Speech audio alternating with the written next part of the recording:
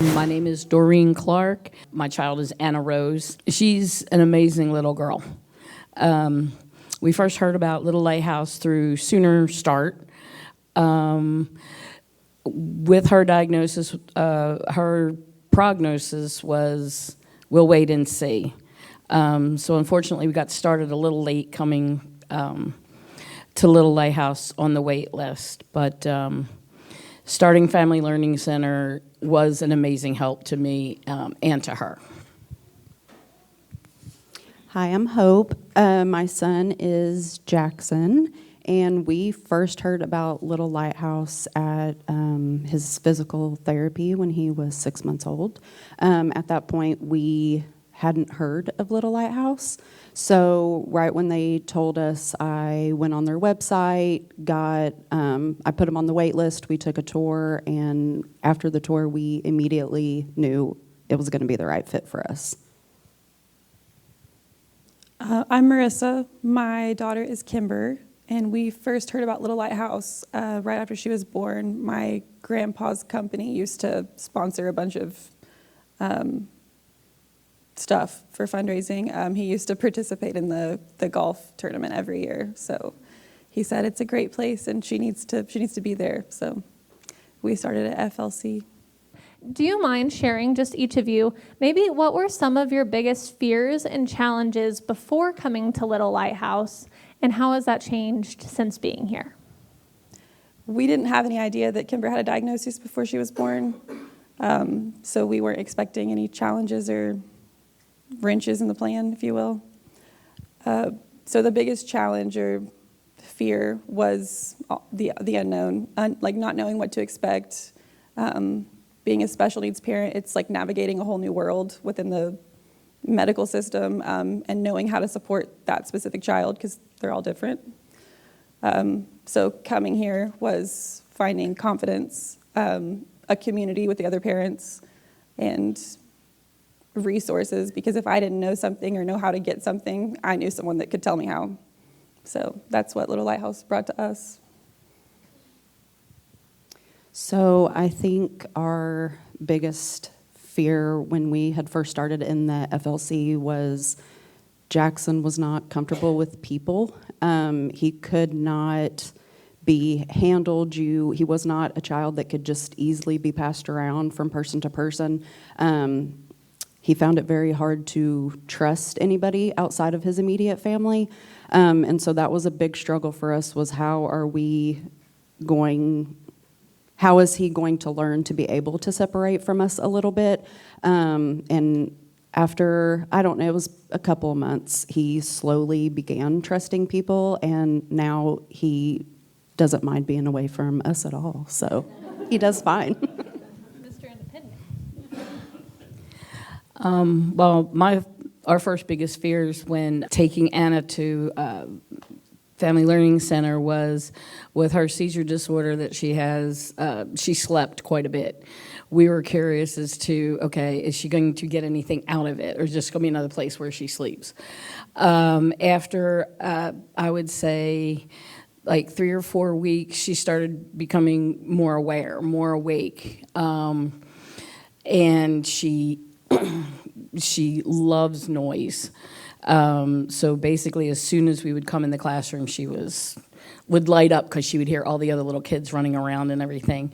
And again, with all of her diagnoses, we weren't sure if, even transporting her away from home was going to be okay. But Little Lighthouse has proved that this is the place to be. I would love for you guys to describe maybe a moment of breakthrough or a story about something positive that has happened here at Little Lighthouse and how it's changed either your student or maybe even potentially your whole family. Anna Rose could barely, well, right now she needs assistance to sit up, but at one point we were never sure because she's non-mobile, non-verbal. Would she ever be able to walk? Either assisted or unassisted. And we found out during Family Learning Center that Little Lighthouse was given the Trexo walker, which is basically a robot that assists a child in walking. I burst into tears the first time.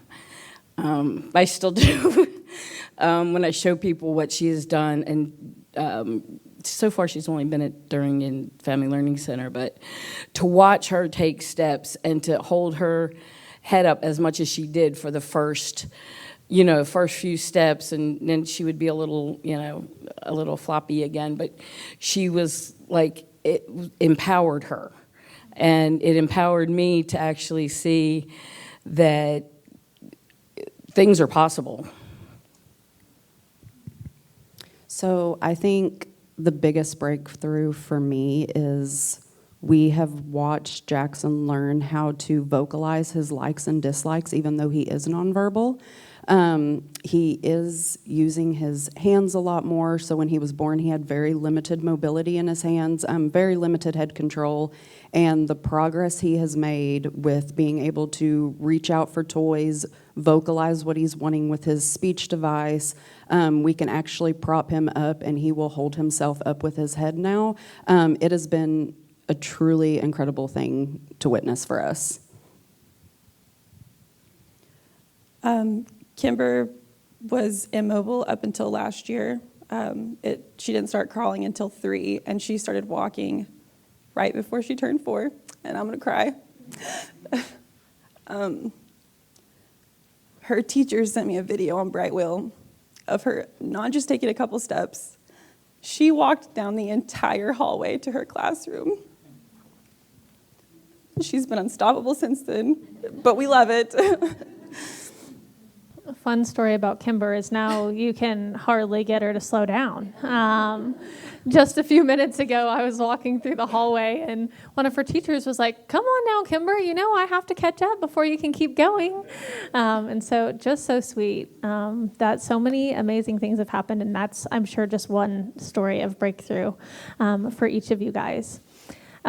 Here at Little Lighthouse, I got some tissues for you guys just in case you need them. We know that community is not just our outside community of donors and volunteers, but it's also from inside of Little Lighthouse. And so I would love if you guys could just share maybe how does the role of community play within you guys' lives, and how have relationships with other families or staff members made a big difference to you? When we started FLC, Blair was our teacher, Miss Blair. We were a ladybug. The thing that she said is that the early intervention is mostly for parents because the kids do get a lot of socialization from it, but we also, as parents, new parents, most of us, we find a sense of community. When Kimber was born, I didn't know anybody that had a special needs child. I didn't know anyone who had anything medically complex in their family, and it feels very isolating. When I came here, very like-minded families, they all needed the same support. We're all navigating the same challenges in our own ways. So we have created great relationships. My whole family has, and I try to be as involved as possible up here to keep fostering those relationships because I hope to carry them forward and, Be a part of the circle forever. You're always welcome.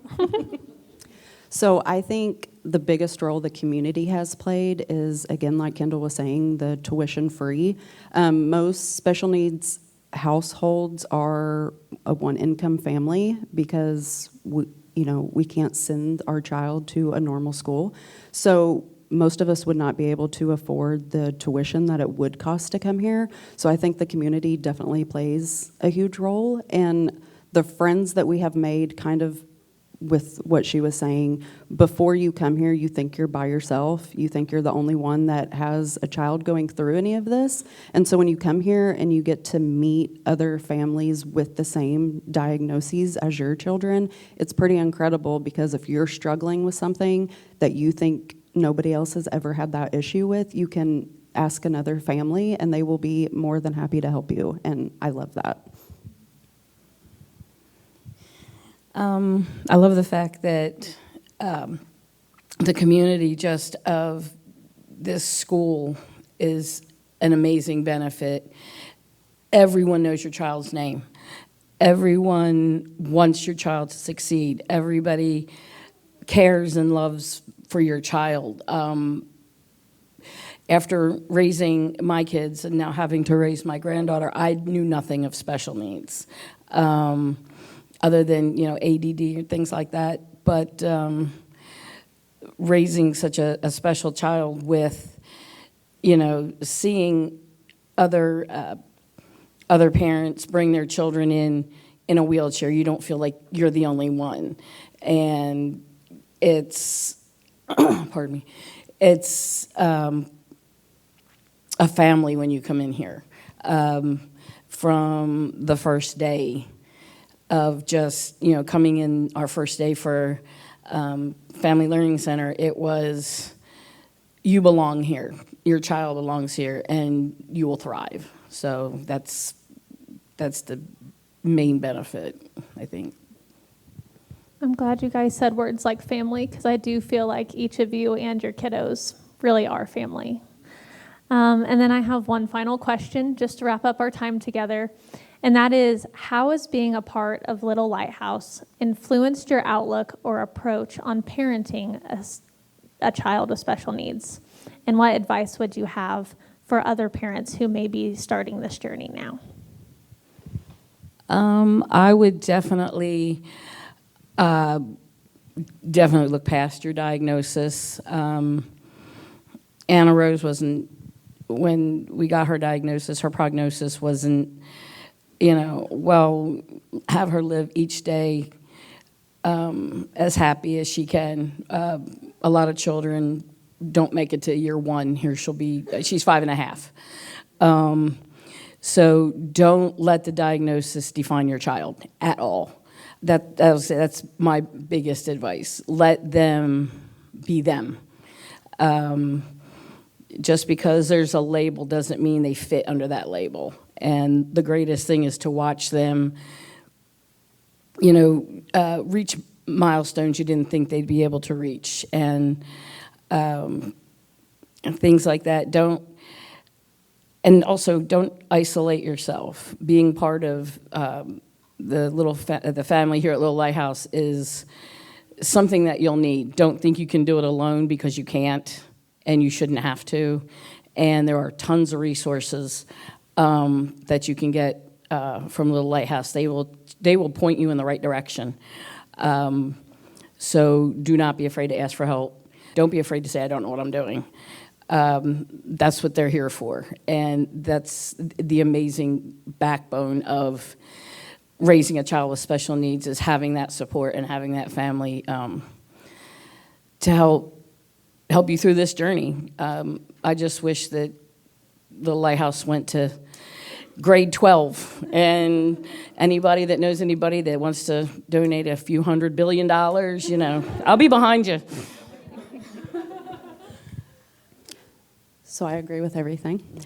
I think the biggest words of advice that I could give to anybody thinking of coming here is, you won't regret it. The second you walk in, you are immediately a family member to everybody that comes in here. You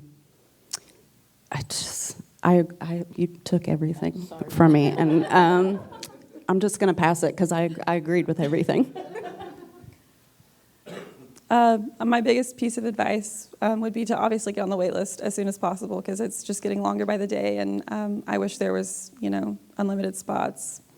But I would also say, as a parent of someone with a new diagnosis, it's okay to grieve the reality that you don't see ahead of you anymore, but don't forget to absorb the positive.